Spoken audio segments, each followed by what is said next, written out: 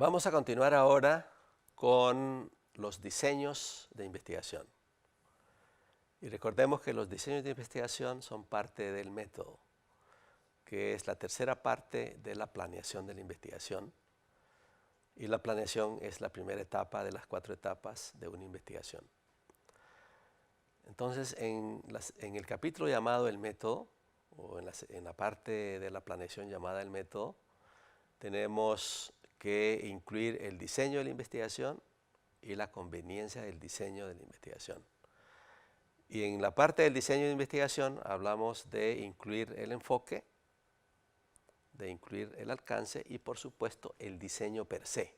Y en este momento entonces vamos a conversar de esta última parte, el diseño de investigación per se. Y esta parte es una de las 7 partes, de los 7 pasos de la planeación de la investigación. Ahora, ¿qué es el diseño experimental? Primero tenemos que saber entonces qué es un experimento. Ya hemos conversado antes sobre qué es un experimento. Un experimento es una situación en una investigación en la cual se aplica un estímulo o un tratamiento sobre una variable o más variables de investigación independientes con el fin de ver si ese estímulo o ese tratamiento genera un efecto en una o más variables dependientes. Entonces, el experimento es una condición controlada por los investigadores, es una condición controlada por el investigador. Es decir, tenemos, por decir, una variable independiente a la cual le aplicamos manipulaciones controladas, tratamientos, que pueden ser 2, pueden ser 3, pueden ser 4 y en raras veces inclusive más de 4 tratamientos. Usualmente hablamos de 1 o 2 tratamientos y por supuesto que a mayor número de tratamientos, mayor nivel de dificultad. Pero sí, entonces tenemos una condición en la cual en la muestra que estamos utilizando para llevar a cabo la investigación, a una parte de la muestra le aplicamos los tratamientos y a otra parte no le aplicamos ningún tratamiento. Y eso permite que al hacer la manipulación en la parte de la muestra en la cual estamos aplicando los distintos estímulos o niveles de tratamientos, vamos a poder ver si hubo o no un impacto mayor o menor sobre la variable dependiente y que no se refleje necesariamente en el control. En el control tenemos que ver que no ocurre prácticamente nada. Acá sí tiene que mostrarse un delta, un cambio. Y dependiendo del tratamiento, ese delta va a ser mayor o ese delta va a ser menor. Entonces, cuando hablamos de que el grado de manipulación es altísimamente controlado, estamos hablando de experimentos puros. Y también los experimentos puros tienen otras características que vamos a ver en unos minutos. Entonces, para ir resumiendo qué es un experimento, buscamos generar y medir causa-efecto. Entonces, estaríamos hablando de un alcance explicativo, que los hemos cubierto hace unos minutos. La causa la vemos en la variable independiente y el efecto lo vemos en la variable dependiente. Obviamente que hay en la parte del control del experimento tenemos que asegurarnos de que haya validez interna y haya validez externa del experimento, que lo vamos a descubrir en unos minutos. Tiene que haber una escogencia adecuada de los grupos, tanto de control como los que reciben el tratamiento. Y la aplicación del estímulo tiene que ser adecuada. Por lo consiguiente, también ahí vamos a ver en unos minutos que tenemos los preexperimentos, que es donde medimos el nivel apropiado para cada estímulo o tratamiento que vamos a aplicar. En términos de clasificación, los diseños experimentales, volviendo a los diseños experimentales, tenemos 2 grandes grupos. Los diseños experimentales per se y los diseños no experimentales. El primer grupo de los diseños experimentales también tiene a su vez 3 posibilidades de diseños. Los diseños experimentales puros, los diseños cuasi experimentales y los diseños preexperimentales. Con respecto a los diseños no experimentales tenemos dos situaciones que son las más comunes: los diseños transversales o transeccionales y los diseños longitudinales. ¿Qué características tienen los diseños experimentales?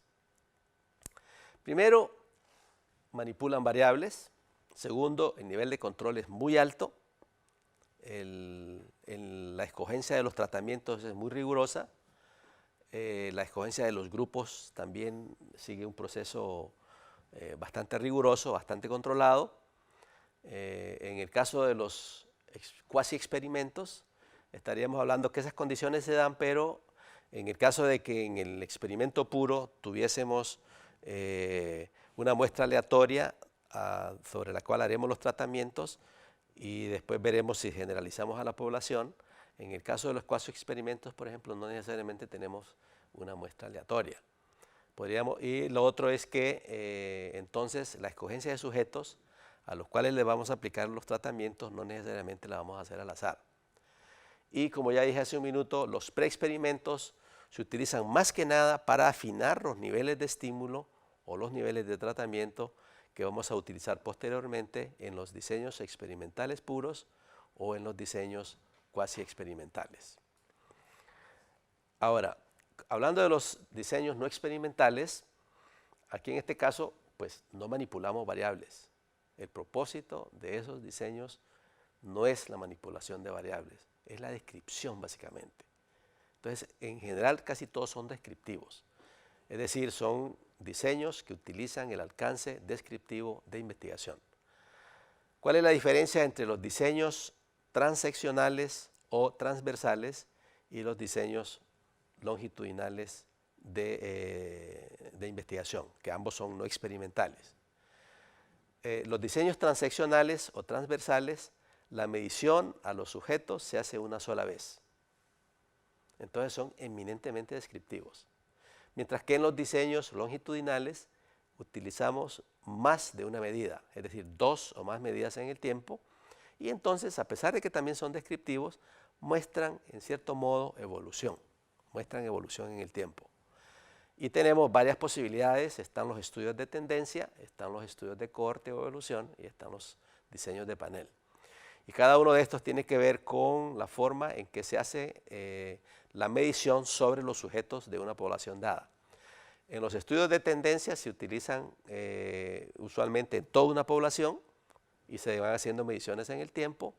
Los estudios de panel usualmente es un grupo dentro de la población que no varía y lo seguimos en el tiempo. Se utilizan muchísimo, por ejemplo, en medicina. Y los estudios de cohorte son aquellos que se escogen grupos específicos dentro de la población y estos se van midiendo a lo largo del tiempo. ¿Qué funciones tienen entonces los experimentos con diseños experimentales puros? Bueno, primero se utilizan para estudiar poblaciones grandes usualmente y permiten entonces hacer la experimentación en una muestra y después generalizar hacia la población. Tienden en la mayoría de los casos a ser experimentales puros. Por lo consiguiente, conducen a conocimiento comprobable, se acercan muchísimo a la verdad o descubren la verdad desde el punto de vista de investigación. Solo se utilizan en el enfoque cuantitativo de investigación, es decir, no los usamos nunca en el enfoque cualitativo de investigación. Y las situaciones experimentales utilizadas son eminentemente controladas. Ahora, haciendo un poquito de, tal vez entrando un poquito más a detalle sobre los diseños preexperimentales, la rigurosidad que se sigue en estos es idéntica a los diseños experimentales puros, con la diferencia en que en vez de hablar de una población o hablar de una muestra, hablamos de un grupo representativo de sujetos a los cuales les aplicamos distintos niveles de tratamientos para ver cuál es la respuesta de estos tratamientos en la variable dependiente que estamos tratando de medir, y después a partir de ahí escogemos los mejores niveles, el mejor nivel de estímulo para poder después utilizarlo en el diseño experimental puro. Entonces también son utilizados en el enfoque cuantitativo de investigación. Y como ya dije, los diseños cuasi experimentales, la única diferencia que tienen con los diseños experimentales puros es que no necesariamente andamos buscando generalización hacia toda la población. ¿Qué otros detalles podemos agregar sobre los diseños experimentales, no experimentales? Los diseños no experimentales transaccionales son meramente descriptivos, buscan mostrar una foto de un momento dado. Su propósito no es manipular, no es experimentar, es mostrar, es describir. Muestran el estado de la cuestión en un momento dado, son estáticos y se utilizan en ambos enfoques, en el cuantitativo y en el cualitativo.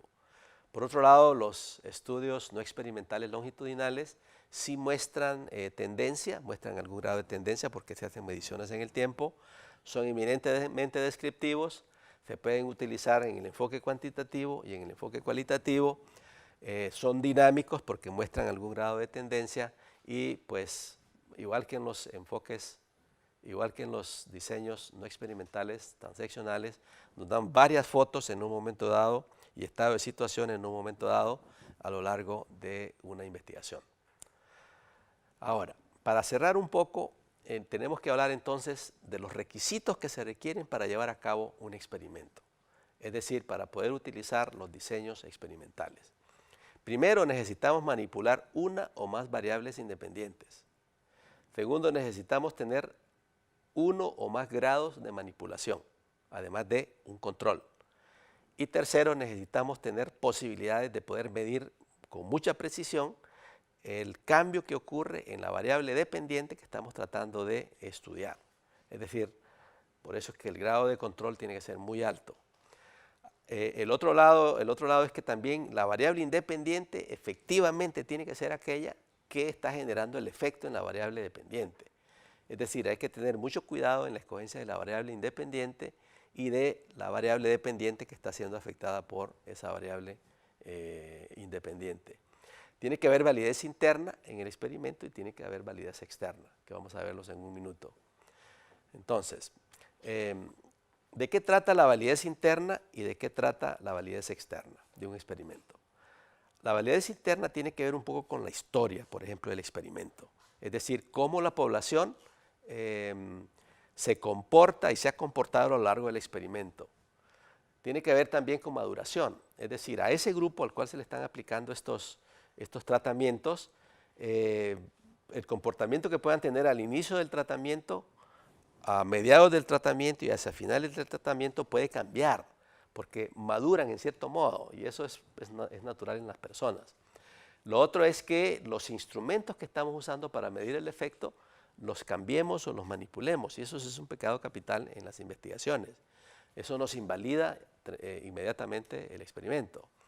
El otro es que no hayamos escogido correctamente los grupos a los cuales les estamos aplicando los tratamientos, al igual que no hemos escogido correctamente el control para poder tener una completa uniformidad al inicio de la experimentación y que permita, al hacer distintas mediciones en el tiempo, ver cómo la manipulación está afectando a distintos individuos, mientras que al control pues, no se muestra ningún efecto. Y la otra, si es que estamos hablando de personas o estamos hablando de plantas, la mortalidad. También dentro de los grupos que escogemos para hacer los tratamientos o dentro de los grupos que escogemos para el control, pues si los experimentos son de muy largo aliento, por decir 4, 5 o 10 años, que ocurre mucho en medicina, pues es inevitable que algunas de estas unidades de investigación o unidades de análisis, le llamamos, fallezcan. Y eso pues, si el número de ellas es muy grande, entonces nos generan un problema con el experimento, generando una validez, invalidan internamente el experimento. Por el lado de la validación externa o la validez interna, los tratamientos cuando son muchos interfieren entre sí. Y por eso es recomendable tener 1 o 2 tratamientos, no 3, no 4, no 5, para evitar esta interacción entre tratamientos. El otro es que la representatividad de los grupos a los cuales se les está aplicando el tratamiento versus también el grupo de control tienen que ser representativos efectivamente de la población. Es decir, al momento de escogerlos aleatoriamente, tenemos que hacerlo de tal forma que sí, ese grupo es representativo genuinamente de toda la población. Viene también otro aspecto que lo puede invalidar, es el efecto del experimentador. El experimentador en este caso está involucrado, el investigador está involucrado. Entonces, en algunos casos puede que ese investigador tenga alguna influencia en en el comportamiento de los sujetos que están siendo investigados y pues eso genera un problema. Y esto se puede dar sobre todo en investigaciones clínicas relacionadas con la prueba de nuevos farmacéuticos, en los cuales se tiene que utilizar el tratamiento, que es el nuevo farmacéutico, y un placebo. Y entonces, dependiendo de cómo el investigador manipule estas situaciones, puede influenciar o no puede influenciar a las personas que están recibiendo los tratamientos. Y por ello lo que se hace usualmente es que los tratamientos son aplicados por alguien que no sabe absolutamente nada de cuál es el placebo y cuál es el tratamiento, para evitar ese sesgo del investigador o del experimentador. Y también tenemos lo que llamamos el efecto Hawthorne, y es que las personas, sin quererlo, a lo largo del experimento van a cambiar. Es decir, es natural en las personas. Entonces, los experimentos tienen que buscar, en la medida de lo posible, utilizar tiempos, rangos de tiempo lo más cortos posibles, para evitar que el efecto Hawthorne pueda generar una invalidez externa de los resultados de la investigación. Y por supuesto, la novedad, es decir, hay aspectos relacionados con experimentos, sobre todo de comportamiento humano, en empresas, por ejemplo, comportamiento de consumidores, comportamiento de potenciales clientes que puedan comprar un nuevo producto. La novedad hace que su comportamiento también cambie y que no refleje necesariamente la realidad en condiciones no controladas. Entonces, toda esta serie de aspectos relacionados con validez interna y validez externa de los experimentos, tenemos que controlarlas, tenemos que, cuando hagamos la descripción de las limitaciones que pueda haber en la investigación, en la sección 1 del plan de investigación, tenemos que identificarlas y los investigadores tenemos que asegurarnos de que no ocurran. Entonces, en general, para cerrar esta sección, tenemos diseños experimentales puros, diseños experimentales cuasi experimentales y diseños preexperimentales, al igual que tenemos diseños no experimentales transeccionales o transversales y diseños longitudinales.